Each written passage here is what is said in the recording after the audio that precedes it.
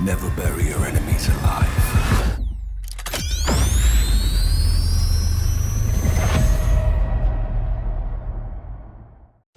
Hey, welcome back lads. So let's talk some more about the Modern Warfare 3 multiplayer, and one of the most interesting things about this is the return of War Mode from COD World War 2. Finally man, we have been waiting years for this to come back, and now it has. It's a chaotic and fast-paced experience, probably the fastest paced part of Modern Warfare 3. It's easy to get 50 plus kills each game, and the beauty of War Mode is that there's nothing else quite like it in Call of Duty. It has a lot of unique and intense situations that you just can't replicate or get in normal multiplayer or ground war.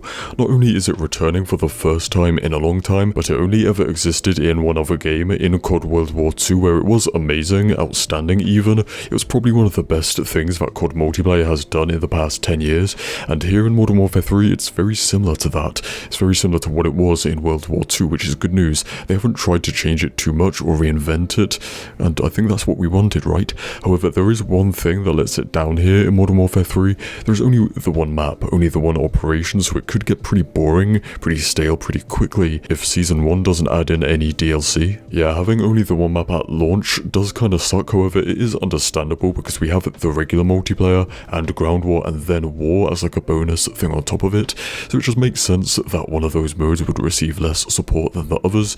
But looking back at Modern Warfare 2 last year, most seasons at the start of the game had 2 ground war DLC maps per season, so I don't think it's too unrealistic for us to expect or get one ground war map and one war operation per season here in Modern Warfare 3, especially because ground war maps are just part of the Warzone map cut out and like pasted into multiplayer, and also the war operation here is just a mix of older multiplayer maps like stitched together, you know, like Candor Hideout from Modern Warfare 2019, Crossfire from COD 4, and parts of Countdown.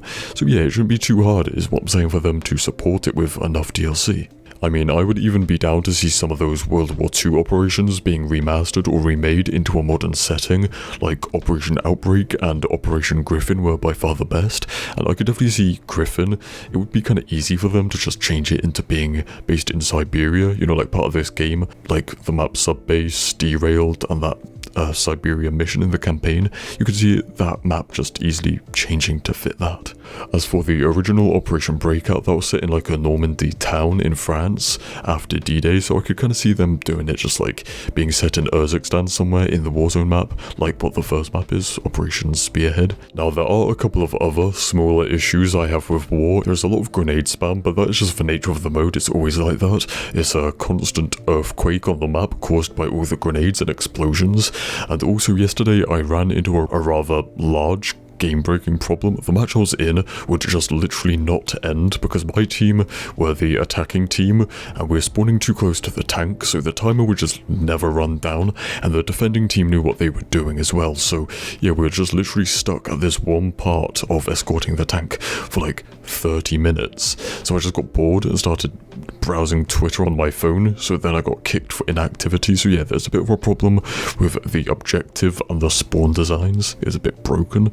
Hopefully that gets fixed. And one other thing is, I just find in this map, I don't know if it's like the objectives or maybe it's the lack of music as well compared to World War II, there's a bit of lack of that end game tension. For example, I named 2 of the maps before, right, Operation Breakout and Operation Griffin. A lot of those maps in World War II, the objective was to escort the tank, and the final objective at the end of the game would always be to escort the tank basically to the end of the map, like over the finish line, and that would always be a really tense situation. There'd be, you know, the music ramping up in the background, and it'd be very epic. But here, you stop escorting the tank, and then you just go down into the kind of final bunker objective, which I do like, but I do think it would have been better to end off the map on the tank escort, because that is where the tension is at, and the lack of like game-ending, tension-building music as well. They need to add that in, and yeah, I think that's all I have to say on that.